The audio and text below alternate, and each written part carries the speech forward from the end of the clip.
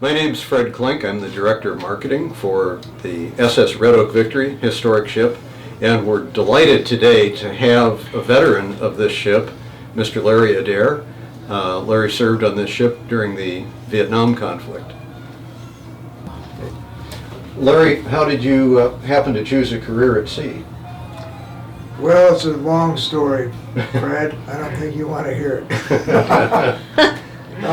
My brother and I were going to Hiram Johnson in Sacramento. We bumped into an old track buddy, and we said, "Hey," during the summer break. He said, "What are you doing?" He said, "Oh, I'm going to California Maritime Academy." So he told us all about it, and we said, "Wow, that sounds great. You make some decent money, and you see the world." So we took the entrance test, and we were accepted, and in 1963 we started California Maritime Academy. Okay.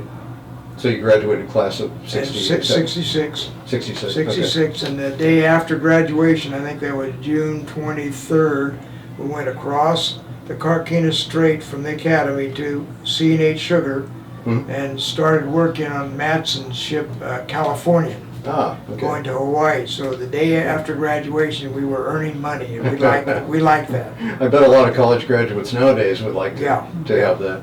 And we were doing what we liked, and we were making very good money at the time, and we were happy. Yeah. Sounds good. So how did you come to serve on the Red Oak Victory? Well, you know, you had to belong to the union in order to get on a ship and work, and so we made a few trips to Hawaii. We said, you know what, you know, they speak English. We'd like to go somewhere where they speak a different language, see the world. So we went back to the Union Hall and found out that American Mail Lines had a ship called the Red Oak Victory that was going to Vietnam. And so we said, hey, that's what we want, you know, and you get war pay, see? So we signed up, and both my brother and I got on the Red Oak Victory in September as third engineers, and off we went. Well, not too many weeks later, they promoted me to second engineer, and we were on the ship from September '66 to May of '67, about eight and a half months. And I think during that time we probably made, I think, 2 trips to Vietnam and back. Because we'd go into Saigon and we'd be there for a couple of weeks, then we would go to maybe Vung Tau, Nha Trang, Quy Nhon, and then back up to Da Nang, and then we go back to LA and San Francisco. So I think we made two full trips. And at that point we said, okay, that's fine, let's see some more of the world. And we got on a main line ship with American Mail Line, and we go to Singapore and Hong Kong. And so, yeah. Interesting.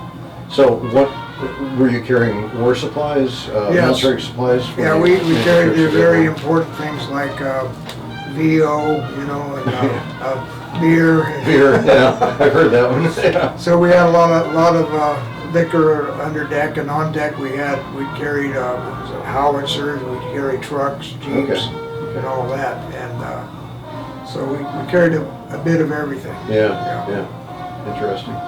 Now, you were telling me a story that the ship was shot at once. Yes, going up the Saigon River, somebody decided to take a shot at us. We had Army guys stationed with machine guns on the bow, the stern, each bridge wing, and somebody took a pot shot at us and hit us in the stack one time, and we continued up the river, and that was it. That was the end of it. That was it. That was the war that you. That was it. Interesting. A lot of action. Yeah. So we're here in your old cabin. Right. And we've gone down in the engine room where you used to work. Yes. What kind of emotions, feelings come back from being on the ship? Man, it's really neat. I feel like I feel like I'm home. Yeah. And I feel like I could actually fire up the boilers and get the engines ready to go, get the generators on, and get ready to sail. Yeah. And well, as you know, that's our goal in the next couple of years. Right. Hopefully you'll be on board when we and I feel very home in this room. I bet. In fact, I think I'll spend the night here. There you go. Yeah, you got the blanket and everything ready to go. Normally you start out with the nozzles closed, and And then the captain say, give me three more nozzles. You know, once you got to sea, give me 3 more nozzles, or give me 6 nozzles of water, trying to make, you know, a big, what was it, I think 18 knots or something, you know. The noisiest thing down here probably was the forced draft fans. Really? You know, the steam driven, right, turbine driven. Yeah, yeah. And they're pretty noisy. That's why I can't hear too well now. Right. What? I went from the fires, you know, because when you're maneuvering, you may need 3 burners, you may need 2 burners in each boiler, so it all depended. And that was his function. Plus, here's the burner table where he would break down the burner, take the tips off, and steam them out, clean them. So how do you get?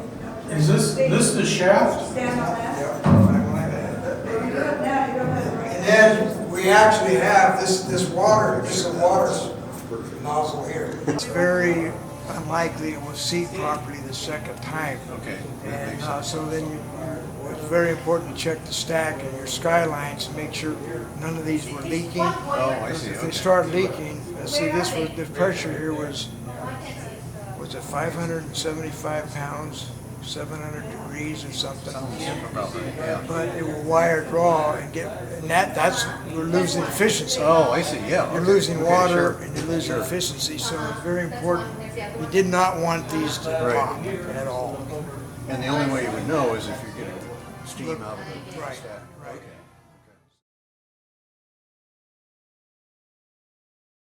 Okay. Yes. Now, I'd like to ask your wife a question. Sure. We have Judy with us here as well. And in fact, Larry and Judy just told us that they are married now for 50 years and will soon have their 50th anniversary. How did you deal with him being at sea for so many months at a time? And I guess you had quite a few kids as well, right? 4 at the end, but Yeah.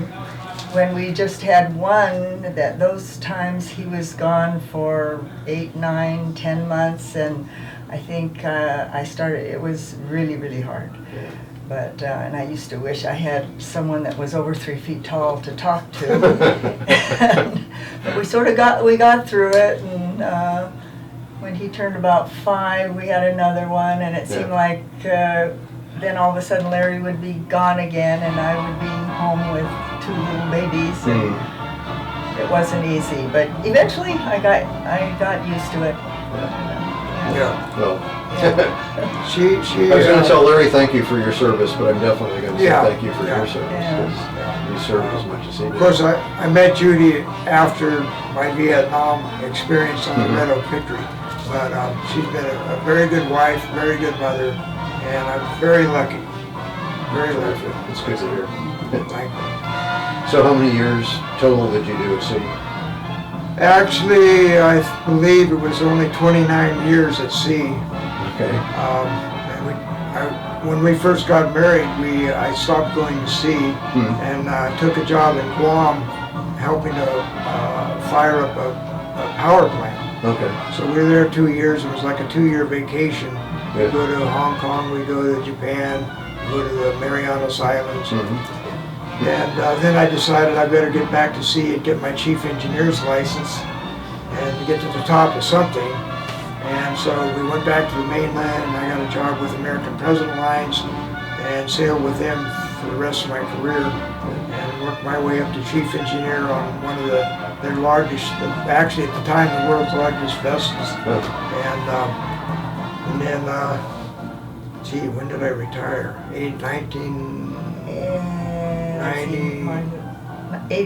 92? Somewhere, I forget now, but and then after about 3 years at home and painting the house, painting my in-laws' house, working on everybody's refrigeration in their cars, I decided, I think I need to get back to some place where I can work on equipment and talk to people. And so I got a job at Mercy San Juan Hospital in Sacramento. Oh, okay. And much to my amazement, I put in 20 years and then just retired January 1st. There you go. So I'm enjoying retirement again. Good. Real retirement. Second time around. Yeah. Well, that's great. Larry, thank you so much for coming on the All right. ship and spending time Thank you, with us. Fred. And Judy, thank you. You're welcome.